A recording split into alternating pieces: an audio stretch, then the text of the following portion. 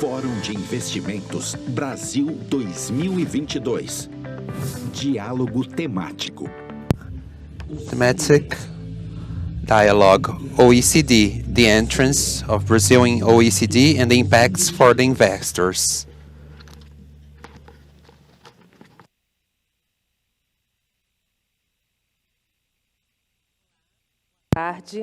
Good afternoon. Be welcome to the Brazil Investment Forum 2022. I am Ludmila Bottas. It's great satisfaction in behalf of Apex and IDB. You are welcome. And for you also who are watching us via YouTube and the platform, welcome. Since the 1990s, Brazil has strengthening its acting with OECD. Brazil has adhered to 103 normative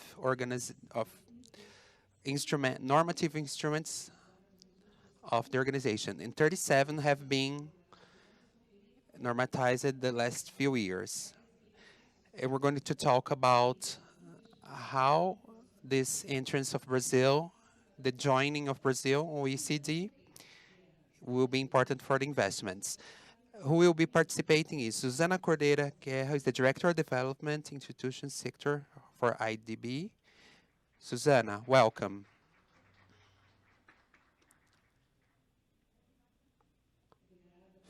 Thank you for your participation. Please sit down.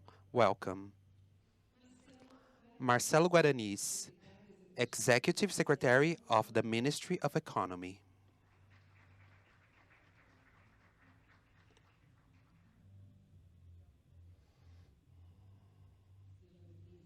Welcome. Minister Celso de Tarso Pereira, General Coordinator for the OECD, Minister of the Foreign Affairs.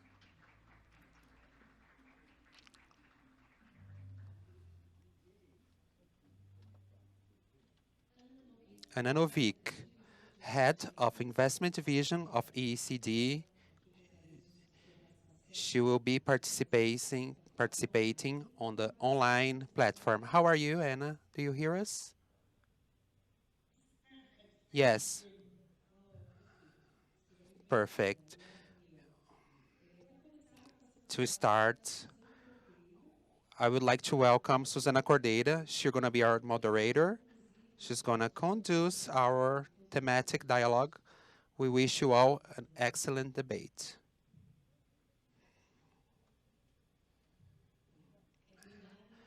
Thank you. It's a pleasure to be here with all you. I would like to, on behalf of IDB and the Department for Institutions of Development, to welcome our speakers, Minister Celso and the Secretary Guaranis and the Director Ana Novick, who's with us virtually, and also to all of you who are present with us. It's a true thrill to be in this stage, so beautiful stage in this event. So, the subject is what is in evidence since last week, since the launch of the roadmap, and the entrance of Brazil on OECD has become real. The process now has a script, a very clear one. Thinking about this representativity of OECD on the global economy, 60% of the GDP in the world, 75% of the world trade, of the international trade, OECD brings a seal of good practices of the organization and a predictability, regulatory predictability, and creating a favorable environment of business. A recent study has shown that this joining of OECD elevates 0.4% a year of increase of the GDP. So it's interesting to think that not only the joining is a very prosperous way, but the process of this creates a very positive strengthening in the capacity of the institutional capacity of state that brings benefits, which yield a virtual circle for the Brazilian state. With this focus, I would like to start asking the Ana Novicki, gonna ask you in English.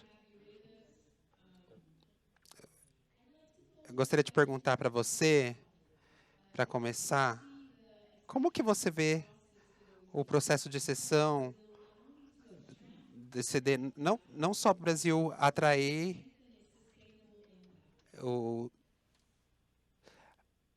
a adesão e qual o impacto? Desculpe por não estar aí, parece ser um cenário muito bonito, eu consigo ver daqui. Estou muito feliz de participar neste importante fórum. Eu gostaria de começar ao dizer algum conteúdo. O contexto político, a invasão da Rússia na Ucrânia, tem muita incerteza e impacto na América Latina, onde nós estamos lutando com o Covid e as consequências da pandemia. Então, o conteúdo econômico disso é um pouco difícil. Semana passada, a OECD, nós lançamos a visão econômica que o crescimento do PIB vai crescer mais devagar este ano, por volta de 3%, e o ano que vem também. Furthermore, raising inflation, largely driven by steep increase in the price of energy and food, is causing hardship on low-income people and raising serious food security in least developed countries, as you probably are all aware. Brazil was recovering in 2020, by in 2021, also OECD expectation is that it will grow slow by 0.6 and peaking 1.2 in 2023. And of course, raising inflation, the war in Ukraine, tightening financial condition, of course, erode kind of economic. I'm presenting this context because the question that you asked me, Susan, is about impact.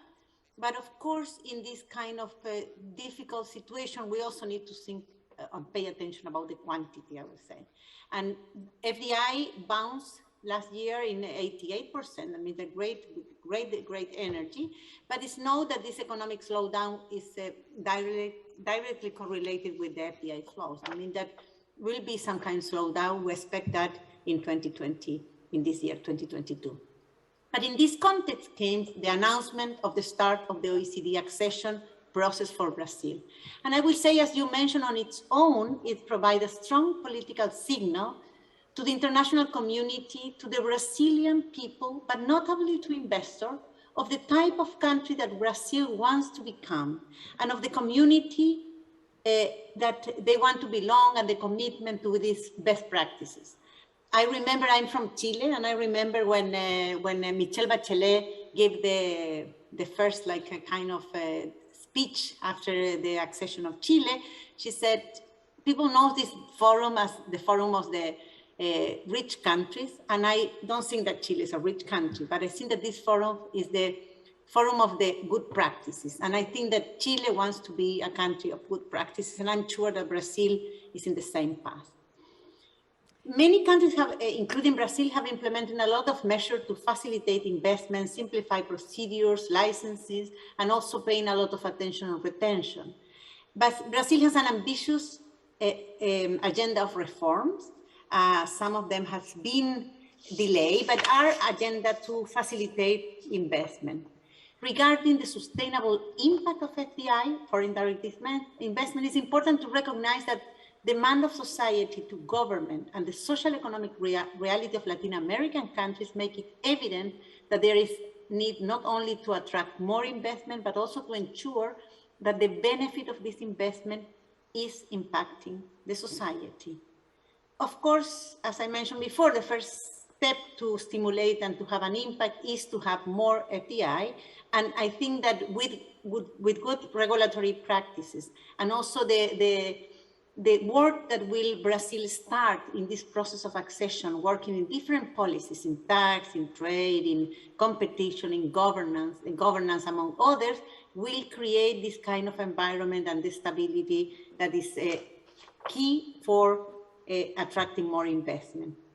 However, the sustainable impact of this investment is not automatic. And at the OECD last week, also we launched a new recommendation that is about qualities, in FDI qualities, they call foreign direct investment qualities, a policy toolkit and a recommendation.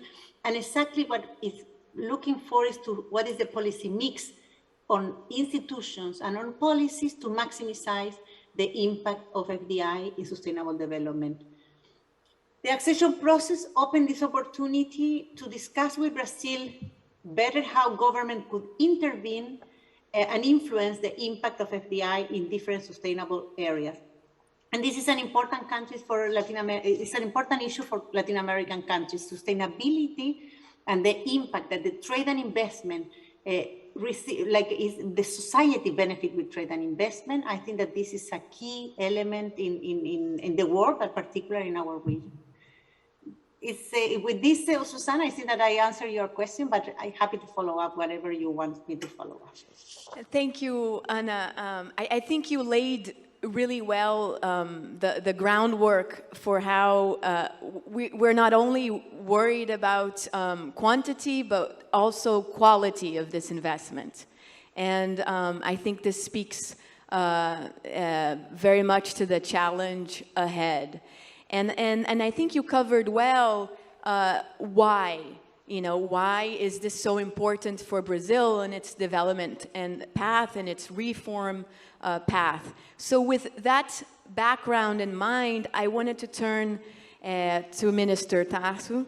E eu gostaria de, então, perguntar ao senhor que, dado esse grande esforço regulatório que é necessário que vai resultar uma adaptação durante esse processo, como é que o Brasil... How could Brazil accelerate this process to access this process? And could you please make a comparison with some moments in the past that we also had to go through similar processes?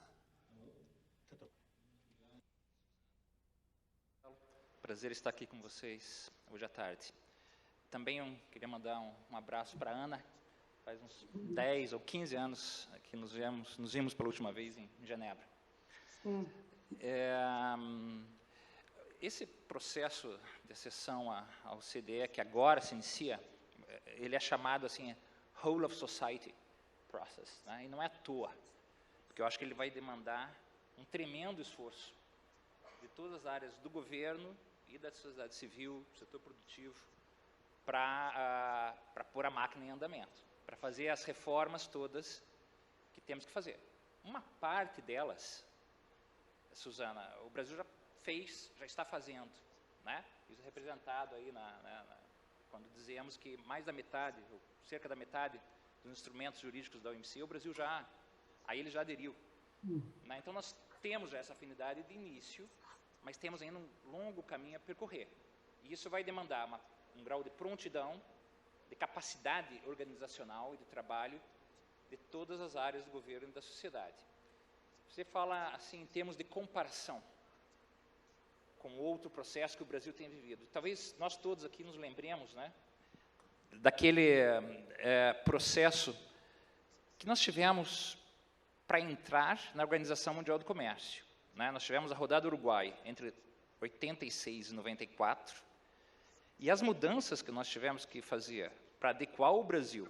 To adequate Brazil appropriately to the WTO that succeeded GATT was tremendous, yeah?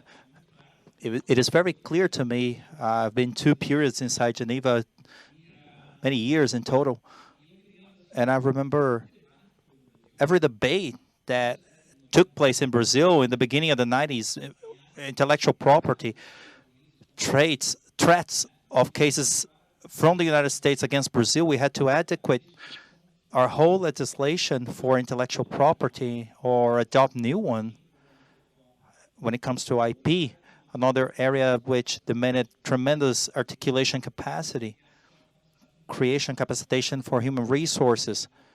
Every area for the WTO when it comes to anti-dumping, subsidizing, safeguards, the prior Ministry for Commerce and Industry, they had to create a whole new area for legal defense. We had Nauticon with over 80 employees just to follow up this whole new area of activities inside Brazil that had to adequate to the reality of international commerce. It was a rule of WTO.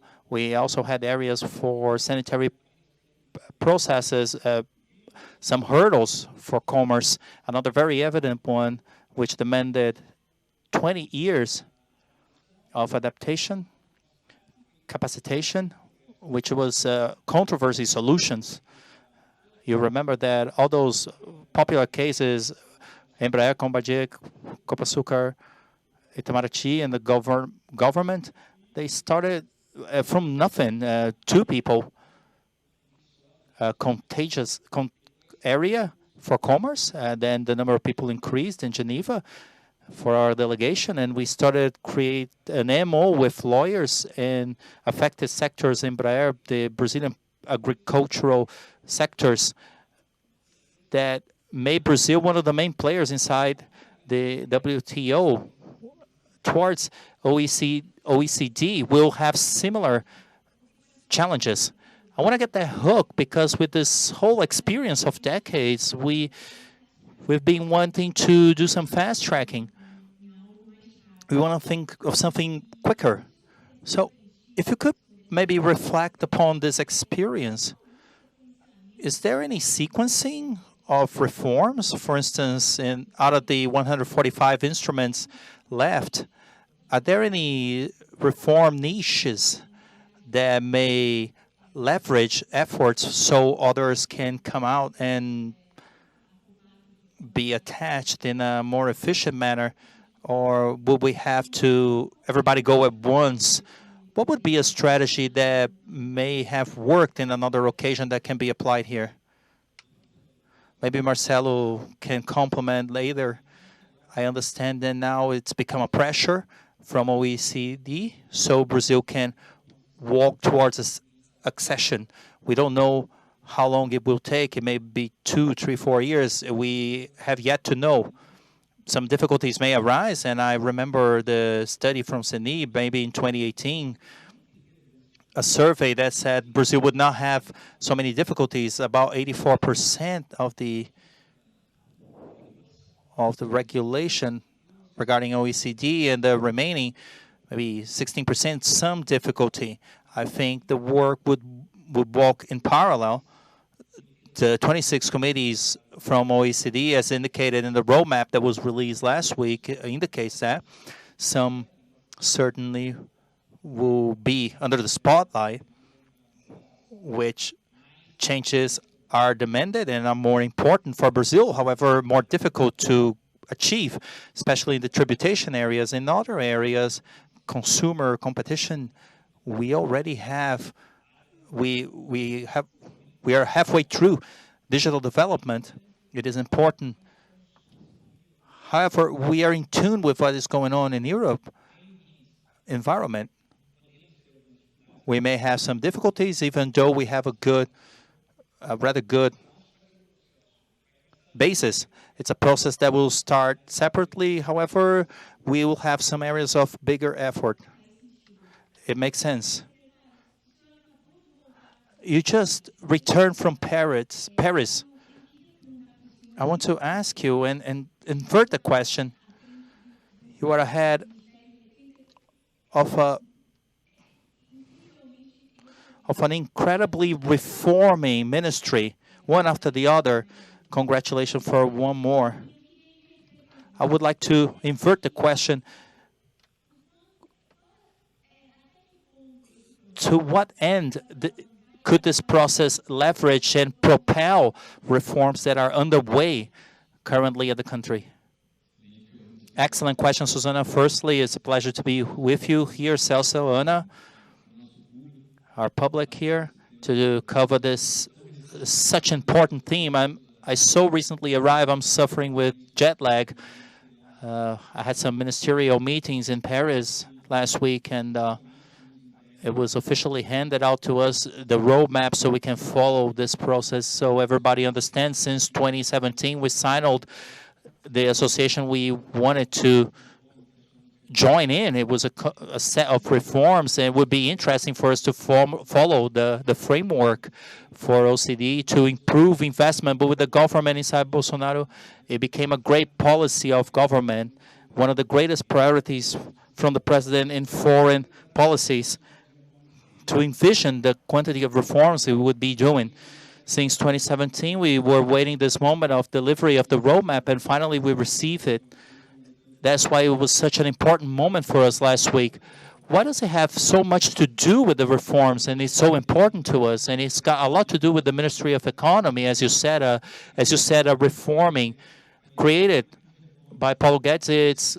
It was created to mean reform. It has a very clear diagnostic about the problems that lock up a country. We have high levels of expenses in public expenses, and not necessarily good for Brazilian population. But we spend a lot with privileges, unnecessary expenses that do not reflect on the population and what they need. We have to improve that, control public expenses, so we spend towards what is important to the population. On the other hand, we have a very locked up scenario for business, lots of red tape, complex tributary labor with high cost of hiring. This does not make the private sector life any easier. It does not attract investment to generate revenue. So the minister wanted to insert all the instruments necessary to improve the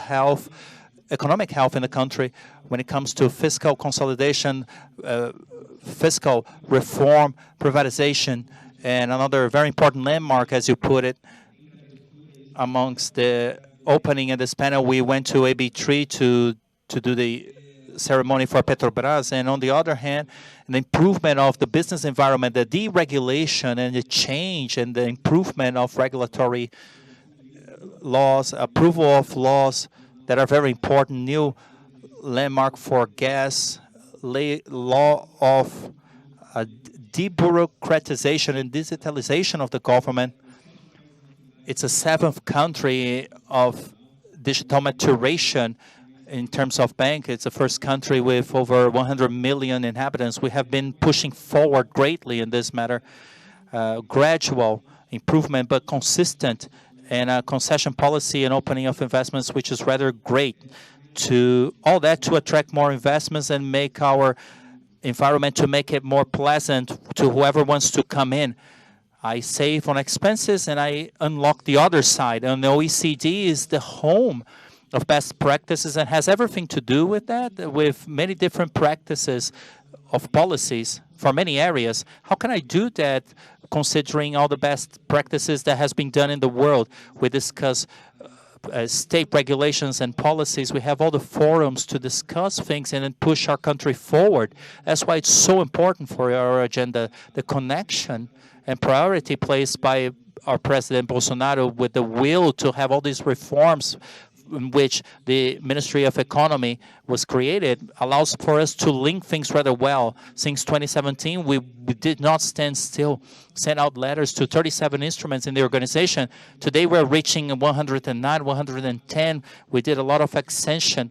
We had 200% more instruments without even starting our accession process, and now we have to go after and accelerate these reforms. The quicker this process for accession are, the better the benefits for the country. We may show a more attractive scenario for investments. I spoke this week with a country representative. I will not name anyone who they're from, where they're from. The process of joining in OECD generated much more benefits than the European Union. it has this politics approach instead of economic approach. It attracts more investment, and to be seen by the world in another way is one of the greatest benefits of OECD for our reform path. The quicker we go through this process, more developed and more jobs will be generated to the nation. On this train of thought focused on development and this positive externality this accession has, Brazil would be the only country in the world that would be member of G20, BRICS, and OECD. How does that implicate in terms of our economy policy in a moment which the world is found, the supply chains are disaligned, and we are under this chronic war and inflation growing? How does that implicate the way we'll be facing our fiscal policies and monetary policies in these exceptional conditions in the worldview? Very good. Indeed. Brazil on the side of the rich and on the side of BRICS with a great participation of developing countries. We are a different kind of animal for the organization. Yeah, we're the biggest country that went through this accession stage, the biggest country going through this whole scrutiny by OECD, and I see that as something important for both sides. It's important for Brazil first to improve our reforms, our policies. However, it's a way for the organization to have a new player, completely different, that helps the organization very much to solve world problems. In fact, we spoke a lot about this with the group when we went there in March with Paulo Guedes. The idea is for it to be a bridge with countries with developed policies and the ones that don't. We are at this difficult point with BRICS and the rupture of protective chains and suffering the effects of the pandemics, such bad effects by the war. And BRICS are sitting amidst that. Brazil, Russia, and Brazil approaching OECD. It's very important for us to establish this bridge in order to attract these countries, these big countries in development, a great potential for the future, such as India and China, for a closer logic so we can translate something between ends. It's a great advantage for the organization to understand Brazil's point of view and how we can contribute to improve practices from other countries inside OECD. Lots of good practices, such as examples for the world of what we've been doing. For example, our policies during the pandemics, such efficient, applicable policies in a short period of time with capacity to alternate effects. OECD understands and acknowledges how this is important. We explained that to other countries. For instance, the United States had such difficulties to pay emergency checks that we were able to perform within 2 months. The digitalization we did to enable the check to reach over 2 million people was impressive, and it helps the organization to understand what they can do to get the world to develop in a more aggregated manner, so we would be a bridge. And as the minister said this morning, and have been saying, it's important that Brazil is seen as a safe port for investment at this moment. We're a very important place for the world to consider as an energy source, clean, sustainable.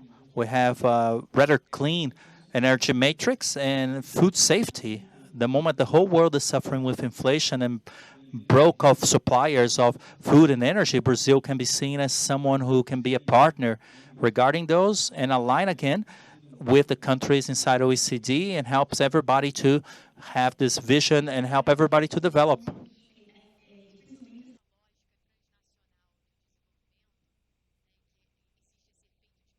Entre os países que estão nesse grupo é fundamental para o nosso desenvolvimento aqui no Brasil e para a implementação das nossas reformas. Com isso, eu queria abrir a palavra para alguns comentários. To comments and final comments and thoughts from the minister and Ana.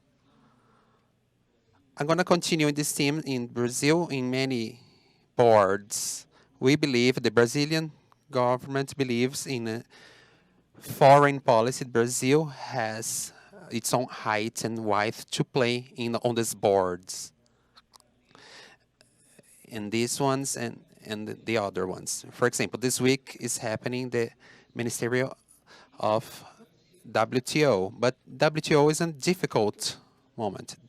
The changes demand a consensus, so it's also a moment that we can enjoy our capacity, ability to articulate the OECD and also BRICS in the three institutions. As Marcelo says, I think that it's a gain-gain situation. We gain with the House of, as Ana said, the House of Best Practice. We have a lot to learn because OECD also gains with for its members. A country like Brazil, with its highs and lows, we have capacity. We know how to play on these games, these board games. When the Brazilian government, more strongly now, but since the 1990s, when we approached the OECD, we entered the Steel Committee. And then in 2006, OECD, Brazil found the solution for the conflict between controversy, Bombardier. It was at WTO in the agreement of the export credit within the sectorial agreement of aircrafts. So Brazil can play with this context, showing that can dialogue with all, and this is something absolutely positive for OECD, and we have a lot to learn with this input of coherence, reasoning, predictability that the accession to the instruments of OECD and its principles gives to Brazil. Thank you, Minister. Ana, você tem alguma palavra da fusão das políticas? Falar disso, não? Interesting conversation, because I really believe that this is a club of the good practices, and the good practices came from different places, you know, that not just for developed countries, came from different countries. I think that the peer learning process that you have at the OECD and the good research and peer learning, the discussion among different governments will enrich Brazil without doubt. And in the process of accession, I think that countries should take this commitment in a way that follow up the reform that they want to do. You know, that Brazil has been doing reforms, and they can use the OECD to implement and to do the reforms that you want to do to make a better country. And I think that it's true that in the last years, Brazil has done a big effort at the OECD. That means that I agree with both, with Marcelo and Celso, that what is missing is a little more, but you have already done a good part of the work. And so to that end, we have a little bit more time, and I wanted to go on another round and ask if you were to name a few of the top priorities that the country should focus, especially on the coming months and during this moment of a government election. What would be ways in which we could, the country could strengthen the path that lies ahead and make sure that we continue on accelerated progress? We can start with you, Ana. Okay, but you know that, and maybe I will speak from my personal experience, I think that these kind of commitment are, and maybe Celso mentioned like this, these are state commitment. This is not a commitment of one government. This is a commitment that the country wants to do some reform, wants to have good policies in different areas, in environment, in tax. That means that I think that the good things is that independent on the government, if the change or the continuation of the government, this is a commitment, this is a state commitment. And I would say because Bachelet was the first that got the accession, but after 1 month was the change of government and was from the left to the right because it was Piñera. And I think that it took some kind of months to understand, no, this is good for Chile. You know, this is a state commitment. This is something that you were pursued in this kind of accession long years ago. And then the same with Chile. I mean, that I would say that it's important that whoever is the government that's following up in the next election, I think that this is a state commitment, and like institutions, state institutions need to understand that these are good policies that are good for Brazil, independent on the left or the right. So I think that's an excellent point in terms of being a state project, one that's independent of any one government or ideology. So, to that effect, eu não sei porque eu estou falando em inglês agora com vocês dois, mas para esse fim, quais seriam as prioridades que... These be, let's say, of bigger focus regarding the following months, considering the very short term? It's a good question, Susana. Marcelo, mas a resposta sairá como resultado da próxima fase do processo de sessão. Nós chamamos o roadmap. A próxima fase é a conclusão pelo Brasil de memorando inicial. Of an initial memorandum. It is being done by many areas of government, all areas of government, in offices of scrutiny of all the safe nets connected to OECD and policies, OECD, that's being assessed with the different degrees of all the Brazilian policies, and this initial, it will come a picture that what needs to be done. This will be assessed by the 26 committees of OECD. So in some months, it will be easier to outlook where Brazil will have to outline, where Brazil have to put some efforts. Secretary, I think the first step is to position ourselves. We already tried. We've done the first one in 2017, the next year too, but now we need to see what's on the roadmap and how we have to answer. We already being signaled by OECD. We have things in our laws. They need to see if we implement the things that we have in our law. We need to reflect what's in the law, or the law is just for show. This is important to see if indeed we are doing the reforms that we are proposing to do. One important step in a short term to consolidate, as Ana said, is the state policy to improve the environment of business, the business environment. This is a priority for this government. But any government has to advance in this. The level of sensibilization of society has to understand it's a work for everyone, the private sector, the Congress, the court, of all parts of society to advance. So this level of sensibilization is important. Next week, we will have an event for important. OECD Week in Brasilia is to join every actor so everyone can understand what we are doing. Having many speeches, many workshops, communication through media, that is going to improve the life of the population in Brazil, to tell every citizen how that will reflect upon their lives. On the second level is the level of governance, to have a structure in government that makes this works well.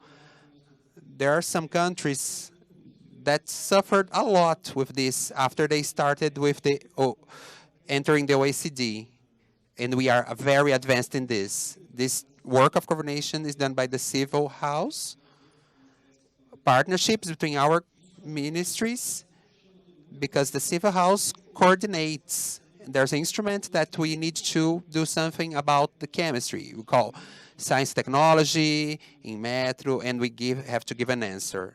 So this makes easier to have a quick answer, the urgency that we have to change our economy. So this is a very important step. To complement Celso's answer, there are two subjects that are important. One complex technique that is important too is the taxes in Brazil. The international taxes, we need to advance. We know that it's our biggest challenge, and we have been advancing very consistently in the last years. We are on the path, and we were going to be able to do it in a near future. The betterment of our tax system, not only to be part, but also it's a way of two hands. And a second point is the environment. Sustainability is an agenda that has a very important internationally, and we have to demonstrate that we are committed to it. We have a strong legislation. To implement is harder because our territory is enormous, with a lot of preservation, a lot of legal preservation. We have to demonstrate how this preservation is done. This will be demanded from our roadmap, and we have to show the world that we are doing well. Thank you, Secretary. I think that as a summary, 3 points, I would say. First is what you said about this two-way street, of this circle, of virtual circle. Not only the end is the end important, but also the way of accession is important in terms of strengthening of the institutional capacity of the state and all the stakeholders that are involved to be talking to each other more and more. I think this is an important point. The second is the project of the state to be something that goes beyond any ideology, to improve the business environment. It is essential, and it's important for the economic development. One of the last points is this: the transnationalization of principles and the diffusions of best practices. And IDB has all the interest, the best interest to support, as they did in other countries. So Brazil, in its continental form, has this effect to demonstrate to other countries of the region. So Brazil will be, in fact, the first country to be of G20, OECD, and BRICS. And we wish the best vows so we can do this as quickly as possible. Thank you all for watching us. Thank you. Excellent. Thank you so much for your contribution, for your excellent moderation, Susana. We also thank Ana Novik, that's with us online, to Secretary Marcelo Garanis, and also to Minister Celso de Tarso Pereira. Thank you a lot. Let's hear it for them. I would like to thank you to take your seats in the theater so we can go on. So with great pleasure, we thank you a lot. We thanks a lot. I'd like to give thanks a lot to the dialogues. We invite you all to check what's going to happen. The panel number 4, which will be about real estate opportunities for the real estate in Brazil. It will happen in a few minutes. You can stay here if you wish, or you can go out and return. But please come back. It will be very soon. Thank you a lot. See you soon.